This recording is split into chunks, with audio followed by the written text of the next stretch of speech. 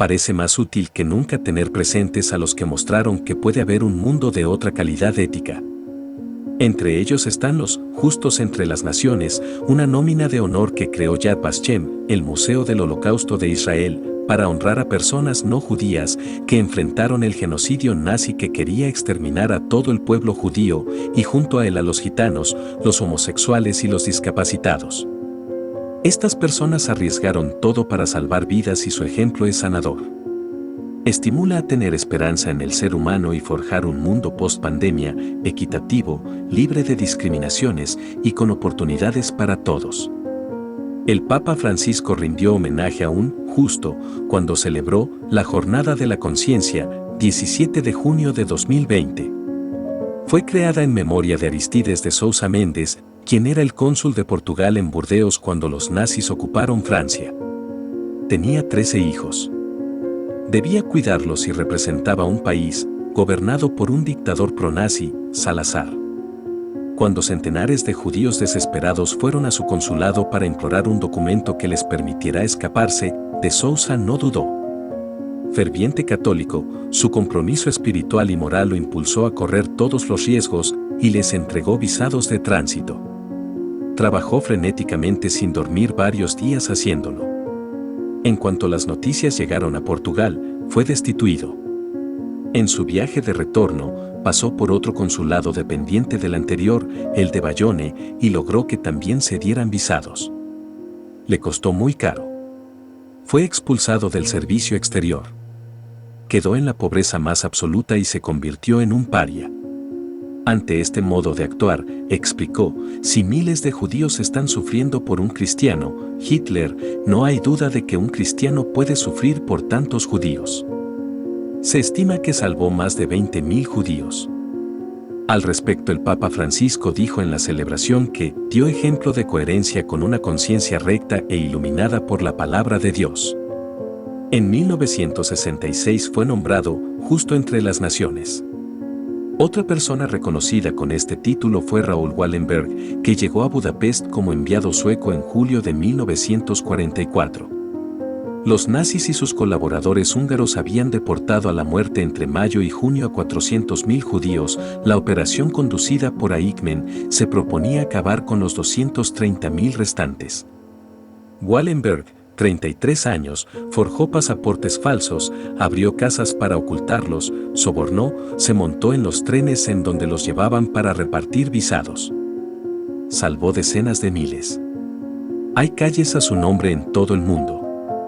También fue declarada como Justo entre las Naciones, Miep Gies, la secretaria de Otto Frank. Con su marido, arriesgaron sus vidas ocultando a Ana Frank, sus padres, su hermana y otros 4 judíos durante 25 meses en un pequeño sobrepiso oculto en Ámsterdam. Cuando los descubrieron, salvó el diario que había escrito la adolescente de 15 años. Esos cuadernos que cantan a la esperanza son hoy material educativo básico en muchísimos países. Asimismo, dentro del grupo de los justos se encuentra Dinamarca, un país que rescató a 7.000 de sus 8.000 judíos en una gran operación clandestina llevándolos a Suecia. En su diario, Ana Frank escribió un llamado a la solidaridad activa que puede servir a todo el género humano que la necesita hoy más que nunca. Qué maravilloso es que nadie debe esperar siquiera un solo momento antes de empezar a mejorar el mundo. Gino Bartali, nacido en Florencia en 1914, fue un campeón de ciclismo de carretera, ganador del Giro de Italia, una carrera de múltiples etapas, 3 veces, en 1936, 1937 y 1946, y 2 veces del Tour de France, en 1938 y 1948. Por sus notables logros deportivos se convirtió en un muy popular y sumamente admirado héroe nacional en Italia. Bartali era un católico devoto. Según su hijo Andrea, el arzobispo Elia Angelo Dalla Costa, reconocido como Justo de las Naciones en 2012, había oficiado en la boda de sus padres y mantenía una relación cercana con Gino Bartali. En consecuencia, después de la ocupación alemana de partes de Italia en septiembre de 1943, Bartali, que era un mensajero de la resistencia, comenzó a cumplir un papel importante en el rescate de judíos en el marco de una red iniciada por el arzobispo Dalla Costa y el rabino Nathan Casuto. Bartali, que era conocido por cubrir largas distancias para entrenarse, trasladaba documentos falsos en el manubrio y el asiento de su bicicleta de un lugar a otro. Sus actividades cubrían una amplia zona. También distribuía papeles falsificados por la Red de Asís, otra operación de rescate impulsada por gente de la iglesia en esa ciudad. Cuando era detenido y cacheado pedía expresamente que su bicicleta no fuera tocada dado que sus diferentes componentes estaban cuidadosamente calibrados para adquirir una máxima velocidad. Julia Bakis testimonió en Yad Vashem que durante la ocupación alemana fue escondida con su familia en la casa de dos hermanas en Lido di Camaiore, Toscana.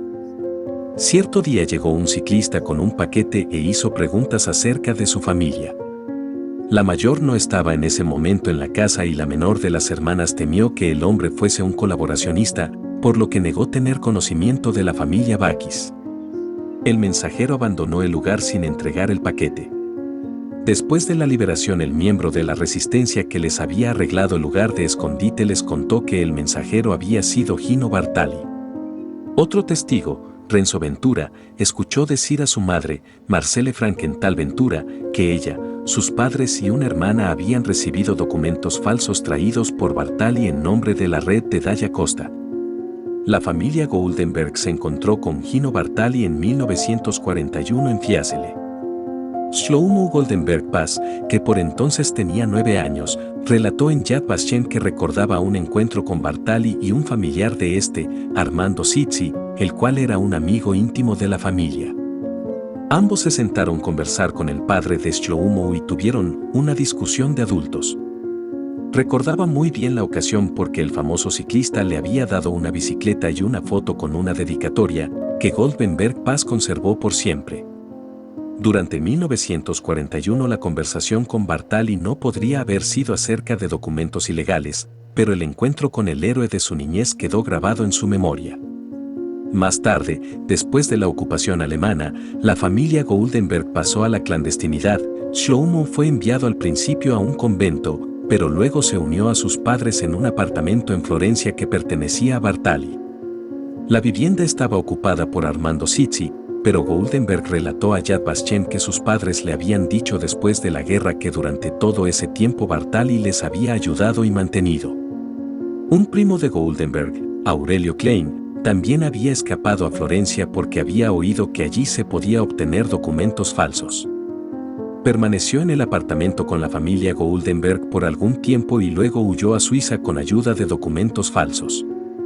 Klein relató a Yad Vashem que la madre de Shlomo Goldenberg había recibido documentos falsos de manos de Bartali y que era la única que se atrevía a salir de la vivienda para hacer compras. Después de la guerra, el corredor nunca habló acerca de sus actividades clandestinas durante la ocupación alemana, por lo que muchos de sus audaces esfuerzos siguen siendo desconocidos. Sara Korkos, que trabajó para el CEDEC, Centro de Documentación Hebraica Contemporánea, en Milán, le contó a su sobrina, Susan Ebren, la hija de Rabí Nathan Casuto, que se había encontrado con Gino Bartali después de la guerra. Este se negó rotundamente a ser entrevistado e indicó que lo había motivado su conciencia, por lo que quería que sus acciones no fuesen documentadas. Solo cuando Korkos le señaló que estaba emparentada con la familia del rabino Casuto, un emocionado Bartali aceptó hablar, con la condición de que no fuese grabado. En la conversación con Korkos relató acerca de los documentos falsificados y el rol que había cumplido en la distribución de los mismos. En 2013 Yad Vashem reconoció a Gino Bartali como justo de las naciones. 2. Coincidiendo con la invasión alemana de Polonia, el 1 de septiembre de 1939, y con la que se iniciaba la Segunda Guerra Mundial, el joven Eugene Lasovsky terminaba sus estudios de medicina en la facultad y era enviado a trabajar como médico militar para la Cruz Roja en la población de Rozwadów. En esta localidad, situada al sureste de Polonia, residía una importante y numerosa comunidad judía, lo que la hacía ser uno de los objetivos prioritarios de los nazis para ser arrasada y sus habitantes masacrados o enviados a campos de concentración y muchos de ellos a los de trabajo como mano de obra. A Lasovsky le unía una fraternal amistad, de sus tiempos en la facultad, con Stanislaw Matelewicz, otro joven médico que había descubierto que inyectándole a una persona sana una vacuna de bacterias muertas daba resultado positivo en los análisis de la enfermedad del tifus, pero sin embargo no experimentaba ninguno de los síntomas y por tanto no padecía la dolencia. Este descubrimiento de Stanislaw le dio la genial idea a Eugene para poder salvar la vida de un gran número de polacos, fuesen judíos o no, y evitar que los nazis acabasen con sus vidas. Sabían de la aprensión del Tercer Reich hacia las enfermedades y sobre todo cuando éstas eran de transmisión y creaban epidemias. Eran conscientes de que si una comunidad de judíos portaba el tifus haría que los alemanes ni se acercasen a ellos, evitando la entrada de la Wehrmacht en la población.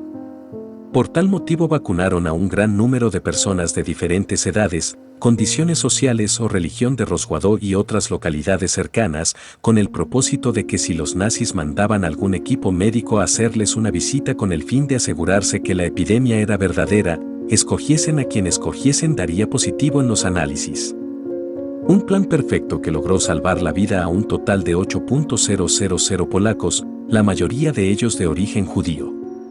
Tanto Eugene Lasovsky como Stanislaw Matelewicz no obtuvieron el merecido reconocimiento por el ingenioso acto de humanidad que tuvieron, debido a que esta historia vio la luz muchísimo tiempo después, finales de la década de los años 70, no dándole la oportuna y merecida difusión.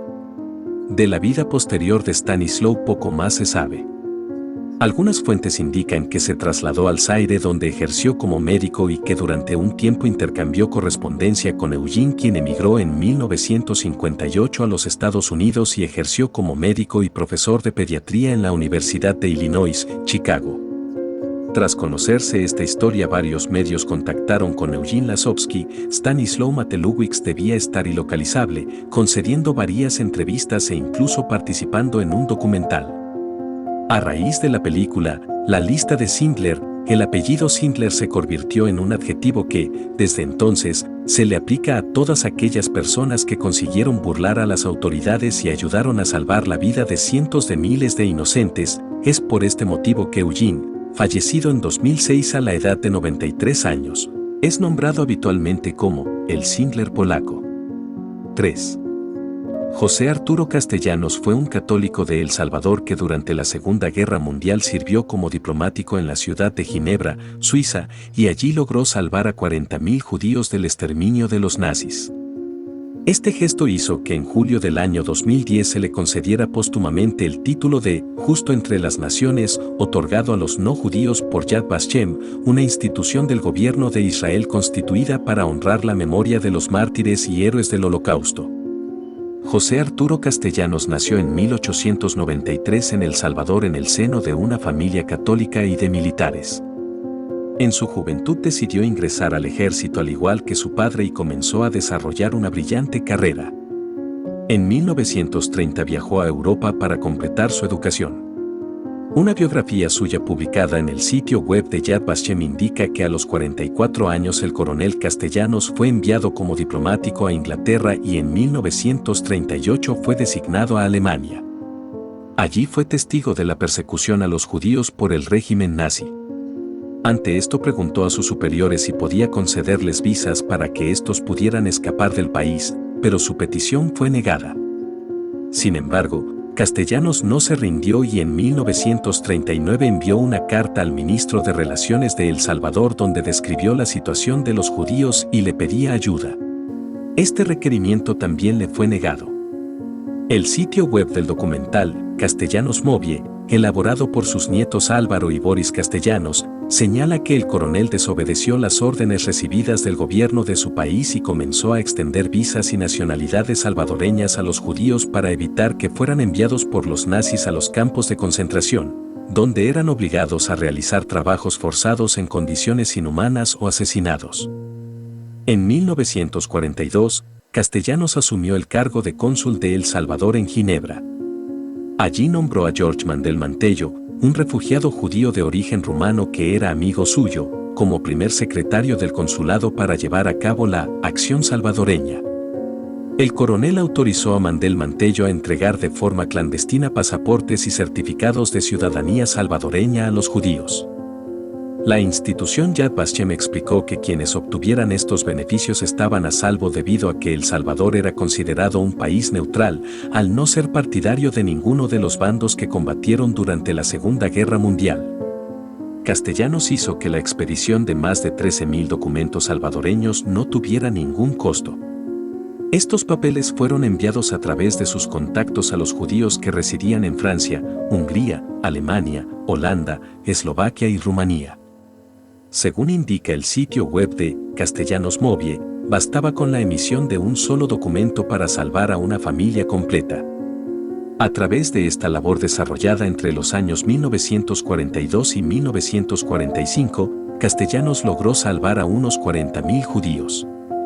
La institución Yad Vashem destacó que tras las elecciones de 1944, el nuevo presidente de El Salvador, Salvador Castañeda Castro, hizo que su país se involucrara en la protección de los judíos en lugares como Hungría y brindó apoyo a Castellanos en su misión de rescate. Actualmente miles de estos certificados que otorgan la nacionalidad salvadoreña a los judíos en Europa se encuentran exhibidos en el Museo del Holocausto en Washington, Estados Unidos. Castellanos se casó con María Churman, originaria de Suiza, y la pareja tuvo 3 hijos.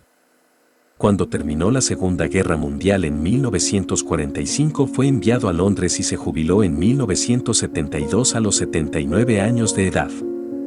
Regresó a El Salvador donde llevó una vida tranquila hasta que falleció en 1977 sin que se le otorgara ningún reconocimiento por su labor de rescate a los judíos.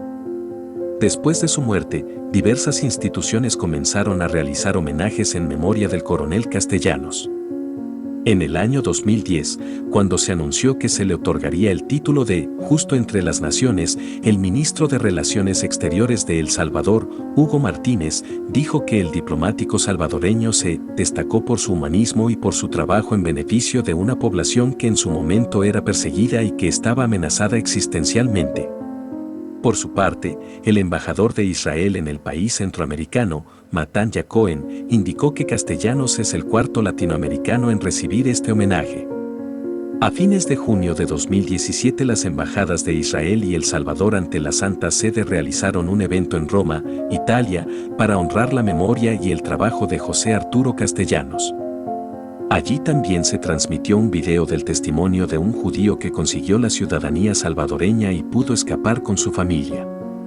Un comunicado de prensa donde se anuncia este evento, publicado en el sitio web de las misiones diplomáticas de Israel en el mundo, describió que Castellanos, en una época donde muchos permanecieron indiferentes ante los sufrimientos del ser humano, él fue uno de los pocos héroes que enfrentaron un mal absoluto para salvar la vida de miles de judíos. 4. Profesor poblano, periodista y diplomático, convertido en 1939 cónsul de Francia por órdenes del entonces presidente Lázaro Cárdenas, jugó un valioso papel en el rescate de miles de refugiados políticos españoles republicanos, judíos franceses, libaneses y otros perseguidos por regímenes franquista y nazi. Gilberto Bosques fue un hombre que vivió 103 años, nació en 1892 en Cheutla, Puebla y falleció en 1995. Tras el triunfo de la Revolución, ingresó a la política como diputado y presidente del Congreso de la Unión.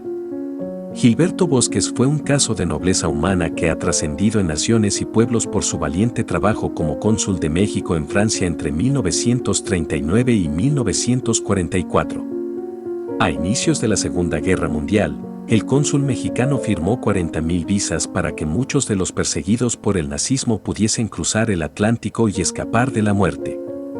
El consulado ocultó, documentó y dio visas a muchos judíos, pero era mucho más fácil sacarlos de Francia, como la filósofa alemana Hannah Arendt, quien pudo escapar del nazismo con una visa extendida por Gilberto Bosques hacia Estados Unidos. Dentro de la lista de personas a las que dio protección se encontraban filósofos, escritores, obreros, campesinos, poetas, carpinteros, judíos, alemanes, franceses, catalanes, vascos, españoles, etc. Para rendirle un homenaje a su altura, los gobiernos alemán y francés representados en México decidieron establecer el Premio Franco-Alemán de Derechos Humanos Gilberto Bosques, que se otorga en el país latinoamericano a personas o proyectos que destacan en el ámbito de la protección y el fomento de los derechos humanos. El embajador alemán en México, Viktor Elbling, mencionó en la segunda edición 2015 del galardón que le daba mucho gusto que el premio Gilberto Bosques se hubiese convertido en una iniciativa primordial de la cooperación estrecha entre Alemania y Francia y que el objetivo en común seguiría siendo reconocer los esfuerzos de la sociedad civil mexicana. 5. Pío XII regía la Iglesia Católica durante la Segunda Guerra Mundial cuando la Alemania nazi ejecutaba el exterminio sistemático de millones de judíos. Para algunos es considerado como un papa santo porque contribuyó, indiscutiblemente, con el rescate de muchos judíos en Roma. Para otros, él fue un papa que fracasó, indiscutiblemente, porque no logró encontrar las palabras para condenar el asesinato en masa de los judíos. Varios historiadores judíos, como Joseph Lichten, de B'nai B'rith, organización judía dedicada a denunciar el antisemitismo y mantener viva la memoria del genocidio nazi, han documentado los esfuerzos de la Santa Sede en favor de los hebreos perseguidos. Según el mismo Lichten, en septiembre de 1943, el Papa ofreció bienes del Vaticano como rescate de judíos apresados por los nazis. También recuerda que, durante la ocupación alemana de Italia, la Iglesia, siguiendo instrucciones de Pío XII, escondió y alimentó a miles de judíos en la Ciudad del Vaticano y en el Palacio de Castel Gandolfo, así como en templos y conventos. Según algunas fuentes, los nazis tenían un plan avanzado para secuestrar al Papa 24 y otras fuentes afirman que Pío XII apoyó 3 complots para derrocar a Hitler. Después de la guerra, organizaciones y personalidades judías reconocieron varias veces oficialmente la sabiduría de la diplomacia del Papa. 6. Wallenberg nació en Suecia en 1912. En julio de 1944 llegó como diplomático a Budapest, ya ocupada por los nazis, y comenzó sus esfuerzos de rescate. Los alemanes habían deportado a casi 440.000 judíos de Hungría en apenas 2 meses. La mayoría de ellos había terminado en el campo de exterminio de Auschwitz, en Polonia. El diplomático comenzó a emitir pases suecos de protección para evitar que más judíos corrieran la misma suerte y pudieran escapar a Suecia. Antes de la llegada de Wallenberg, la embajada sueca en Budapest ya emitía documentos de viaje que funcionaban como pasaportes suecos para judíos húngaros. Pero Wallenberg rediseñó estos certificados para que parecieran más oficiales. Les añadió los colores de la bandera sueca y los sellaba con coronas suecas. Estos documentos se conocían como pases Schutz. Wallenberg negoció con el gobierno húngaro para emitir casi 5.000 pases Schutz. Según la Fundación Internacional Raoul Wallenberg llegó a entregar 3 veces ese número. Algunas personas hacían cola en la embajada sueca en Budapest para recibirlos, pero Wallenberg y su personal también los repartían por toda la ciudad. Un testigo de la labor del sueco contó a la BBC como en una ocasión, el diplomático interceptó un tren lleno de judíos a punto de salir de Budapest para Auschwitz. Se subió al techo del tren, llevando un paquete de pasaportes y empezó a entregarlos a manos extendidas con impaciencia por las puertas abiertas, dijo, para que se bajaran y se salvaran de un viaje de horror y muerte. Wallenberg también compró y alquiló más de 30 edificios en Budapest, incluyendo hospitales, y les colgó banderas suecas en sus puertas. Así, funcionaban como territorio neutral y al menos 15.000 judíos se refugiaron en ellos.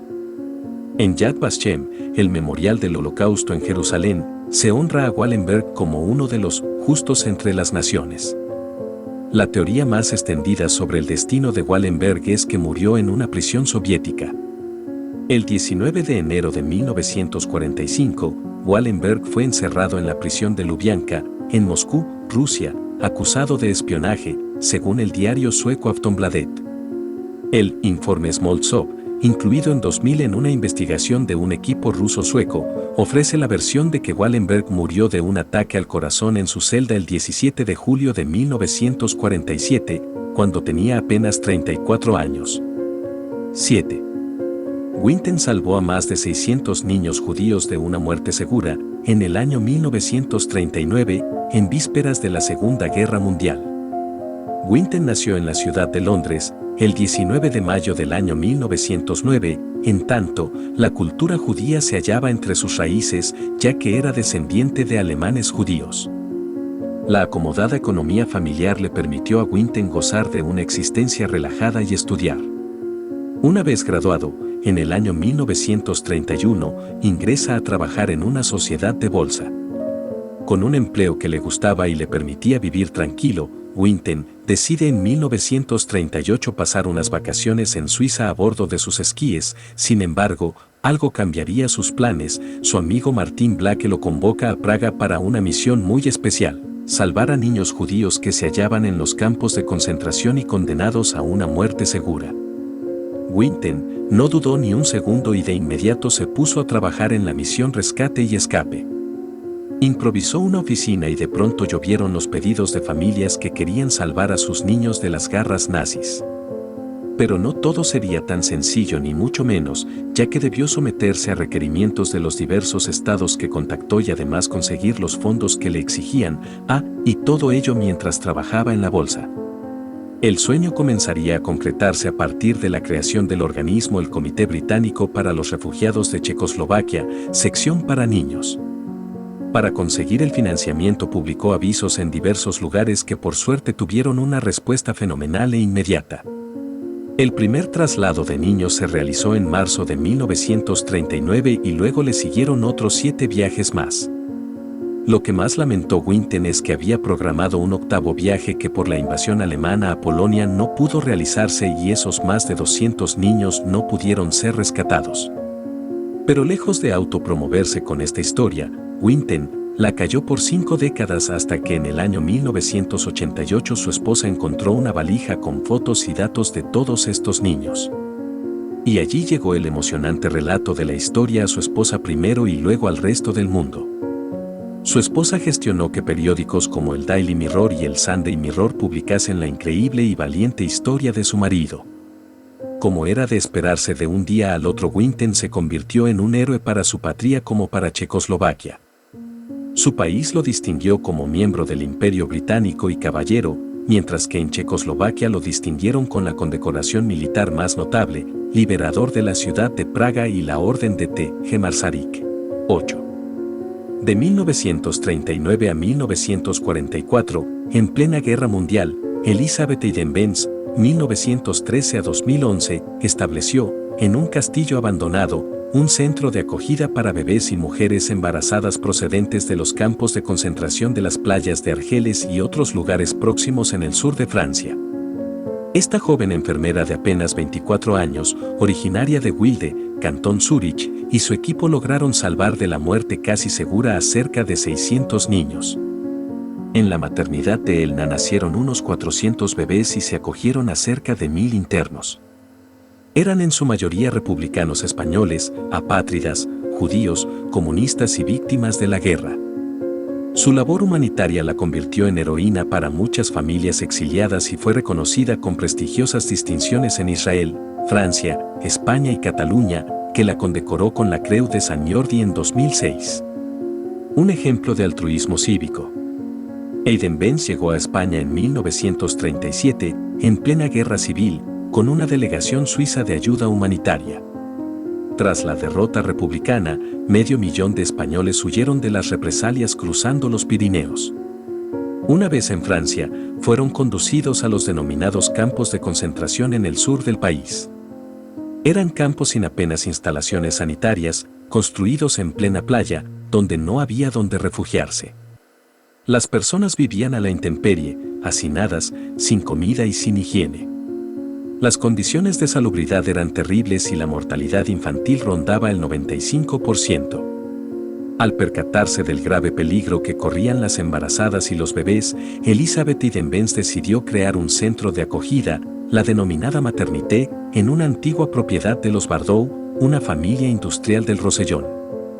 Durante 5 años, la joven directora transformó este palacete abandonado, según sus palabras, en un oasis de vida en un océano de destrucción. Con la ocupación nazi y el establecimiento del régimen de Vichy empezaron a llegar refugiados políticos.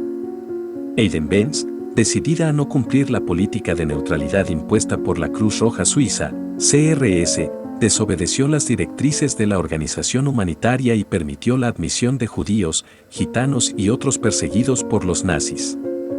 Las madres daban nombres falsos para encubrir el origen judío de los niños, poniéndoles a menudo nombres españoles para no levantar la sospecha de los gendarmes franceses o de los oficiales de la Gestapo alemana.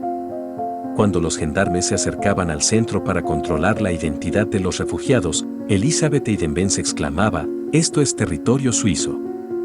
Defendió como pudo a las madres y a los niños acogidos, hasta que en 1944 el centro fue desalojado definitivamente por la Gestapo. 9. Cuando estalló la Segunda Guerra Mundial, Irine Sendler era una trabajadora social de 29 años, empleada en el Departamento de Bienestar del municipio de Varsovia. Después de la ocupación alemana, el departamento continuó haciéndose cargo de un gran número de pobres y desposeídos de la ciudad. Irine Sendler aprovechó su puesto para ayudar a judíos, pero esto se volvió prácticamente imposible cuando el gueto fue sellado en noviembre de 1940. Cerca de 400.000 personas habían sido hacinadas dentro del área estrecha que había sido adjudicada al gueto y su situación se deterioró rápidamente. En el superpoblado gueto, las pésimas condiciones higiénicas y la falta de alimentos trajeron como resultado el estallido de epidemias y un alto índice de mortandad. Irine Sendler, asumiendo un gran peligro personal, concibió métodos para entrar al gueto y prestar ayuda a los moribundos judíos. Se las ingenió para obtener un permiso de la municipalidad que le facilitaba la entrada al gueto para inspeccionar las condiciones sanitarias. Dentro del gueto estableció contacto con activistas de organizaciones de bienestar judías y comenzó a brindarles asistencia. Ayudó a sacar clandestinamente a judíos del gueto a la parte área de la ciudad y a establecer escondites para ellos. Cuando se constituyó el Consejo de Ayuda a los Judíos, Segota, Irine Sendler se convirtió en una de las principales activistas. El consejo fue creado en el otoño de 1942, después de que 280.000 judíos del gueto de Varsovia ya habían sido deportados a Treblinka. Cuando comenzó a funcionar para finales de ese año, la mayoría de los judíos de Varsovia habían sido asesinados. Pero tuvo un papel crucial en el rescate de muchos que sobrevivieron las deportaciones masivas. La organización se hizo cargo de miles de judíos que estaban tratando de sobrevivir ocultos, buscándoles lugares de escondite y pagando por su manutención y cuidado médico. En septiembre de 1943, 4 meses después de la destrucción completa del gueto de Varsovia, Sendler fue nombrada directora del Departamento de Cuidado de Niños Judíos de Segota. Bajo el nombre clandestino de Yelante aprovechó sus contactos con orfanatos e instituciones para niños expósitos para enviarles chicos judíos. Muchos de estos fueron enviados al orfanato Rodzina Marii, Familia de María, en Varsovia, a instituciones religiosas regentadas por monjas en la cercana Chotomov y a Turkovice, en las adyacencias de Lublin. Se desconoce el número exacto de niños salvados por Irine Sendler y sus asociados. El 20 de octubre de 1943 fue arrestada. Antes consiguió ocultar evidencias incriminatorias, como las direcciones en código de los niños a cargo de Segota y sumas importantes de dinero para pagar a los que ayudaban a judíos. Fue condenada a muerte y enviada a la tristemente célebre prisión de Pawiak, pero activistas del movimiento clandestino consiguieron sobornar a algunos guardias y obtener su liberación. El encuentro cercano con la muerte no la disuadió. Después de ser liberada en febrero de 1944 y a pesar de que sabía que las autoridades seguían vigilándola, continuó con sus actividades clandestinas. Debido al peligro, se vio en la necesidad de pasar al anonimato. Por causa de ello no pudo asistir al funeral de su madre. El 19 de octubre de 1965 Yad Vashem reconoció a Irine Sendler como Justa de las Naciones. El árbol plantado en su honor se yergue en el comienzo de la Avenida de los Justos de las Naciones. 10. Oskar Schindler. Originario de Svitau, en la región germanófona de los Sudetes, antigua Checoslovaquia, Schindler estudió la carrera de ingeniería al tiempo que ingresaba en el ejército de su país. En los años previos al estallido de la Segunda Guerra Mundial se convirtió en director de ventas de un fabricante de productos eléctricos. En 1939, poco antes de iniciarse la invasión relámpago de Polonia por parte de las tropas nazis, Schindler trabajó como espía en dicho país para los alemanes, con la misión de sondear el grado de aceptación de la población polaca de las fuerzas invasoras y para valorar la importancia de la comunidad judía de Polonia, muy numerosa y con gran peso por aquel entonces. En el mes de octubre del mismo año, Schindler fue trasladado a la ciudad polaca de Cracovia para dirigir una fábrica de productos esmaltados, lugar desde el que Schindler trataría de evitar el traslado del mayor número posible de judíos a los campos de exterminio. En 1943 se construyó en Cracovia un campo de concentración desde el que los judíos eran trasladados a otros más importantes, como el de Auschwitz, donde eran eliminados impunemente a manos de los genocidas nazis. Aparentando una falsa simpatía por el programa de eliminación sistemática de la raza semita, Schindler logró convencer a los jerarcas del nazismo para que le permitieran utilizar prisioneros del campo de concentración de Cracovia en su fábrica. Con el dinero que ganaba de la fábrica, Schindler lograría sobornar después, no sin correr riesgos, a varios comandantes de la SS para que todos sus trabajadores fueran conducidos a Checoslovaquia y no a la muerte segura de los campos de concentración. Es hebreo. Del Talmud dice, quien salva una vida, salva al mundo entero. Migró a Argentina, país en el que emprendió un negocio ganadero, pero finalmente el rancho quebró.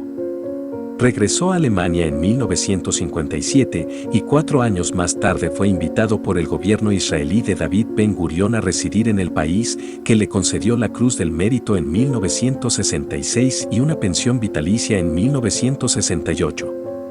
Murió prácticamente arruinado y olvidado por todo el mundo. Deja tu comentario si te gustó este video y no olvides suscribirte, darle like y compartir. Nos apoyarías bastante para seguir creando contenido de calidad para ti. Hasta pronto.